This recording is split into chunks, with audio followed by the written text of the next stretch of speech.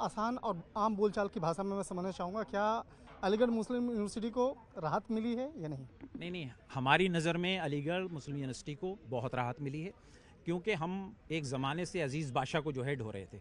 आज अज़ीज़ बादशाह को चीफ जस्टिस साहब ने 4 जजेस की बेंच ने ओवर रूल कर दिया हैगा। ये हमारे लिए बहुत खुशी की बात है और पूरी अलीग कम्युनिटी के लिए बहुत खुशी की बात है।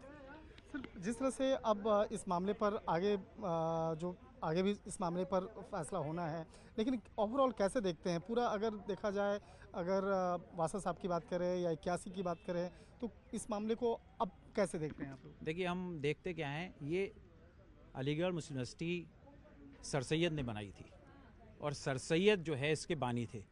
सर सैयद ने कभी भी इस दायरे पर आँच आने नहीं दी। वो सेकुलरिज्म का एक परचम हैगा और हमेशा सेकुलर रहा है वो इंस्टीट्यूशन। सिर्फ ये है कि ये माइनॉरिटी इंस्टीट्यूशन की बात थी। माइनॉरिटी इंस्टीट्यूशन अब जजेस ने कहा है कि वो रेगुलर बेंच में जाएगा। तो बस हमारे लिए सबसे खुशी की बात है कि कभी इस पे आँच नहीं आई है और हम लोग जो हैं हिंदुस्तानी हैं और हम चाहते ये हैं कि इस मुल्क की एकजहती के साथ रहे, इस मुल्क के साथ रहें।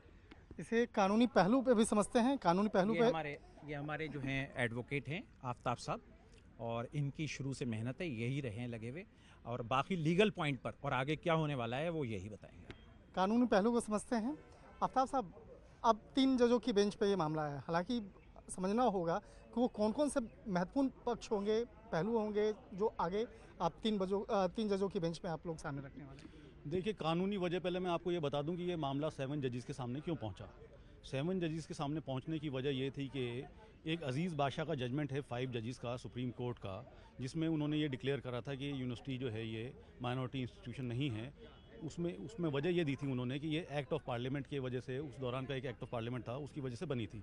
तो ये एक मामला था सुप्रीम कोर्ट के सामने जो इसके ऊपर इनको आज फैसला करना था। और उसके अंदर दूसरा फैसला ये था कि इंडीसिया क्या होंगे, what will be the indicia for the institution to be declared as a minority institution.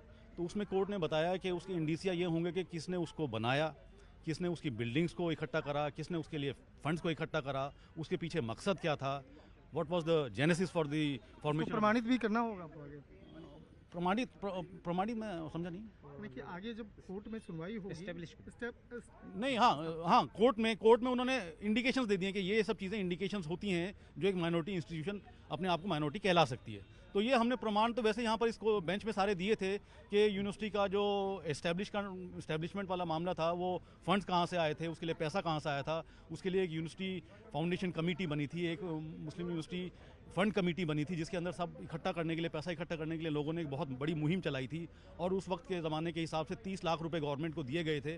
जो उस वक्त की एक अंग्रेज़ी गवर्नमेंट थी, उसमें बस एक डिफ़िकल्टी ये थी कि डिग्री मिलने के बाद भी लोगों को नौकरी नहीं मिलती थी।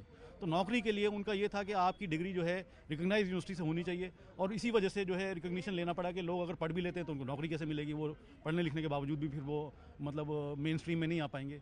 और कॉन्स्टिट्यूशन ऑफ इंडिया के बारे में भी सुप्रीम कोर्ट ने बोला है कि आर्टिकल 30-31 जो है ये प्री इंडिपेंडेंस डे के जो यूनिवर्सिटीज़ हैं उसके लिए भी बराबर तरीके से ये अप्लाई होगा, जैसे माइनॉरिटी इंस्टीट्यूशंस के लिए 30-31 में उन्होंने दिया हुआ है कॉन्स्टिट्यूशन में कि आप अपने माइनॉरिटीज़ को भी ऊपर लाने के लिए, उनको इस लेवल पे लाने के लिए कि वो अच्छा पढ़ लिख के कुछ अच्छे डॉक्टर्स बने, इंजीनियर्स बने, कुछ वो नेशनल डेवलपमेंट में अच्छा अपना रोल प्ले कर सकें। तो इस चीज़ के लिए बाकायदा कॉन्स्टिट्यूशन में दिया हुआ है कि सरकार इस चीज़ के लिए उनके लिए प्रोविजंस बनाएगी, उस चीज़ के लिए उनके लिए फंड्स इकट्ठा करेगी, उनके लिए उनको बेहतर तरीके से उनको ऊपर लाने की कोशिश करेगी। तो ये दोनों चीज़ें आप कोर्ट ने बना के आगे जो है ये तीन जजेस की बेंच इसको डिसाइड करेगी। और उसमें हमें उम्मीद ये है कि चूंकि अजीज़ बादशाह का जजमेंट जो था वो आड़े आ रहा था सुप्रीम कोर्ट में अलीगढ़ यूनिवर्सिटी के माइनॉरिटी इस्टेब्लिश होने के बारे में बताने के लिए, तो वो अब इन्होंने जज ने 4 जजेस की ऑनरेबल 4 जजेस की बेंच ने उसको ओवर रूल कर दिया है।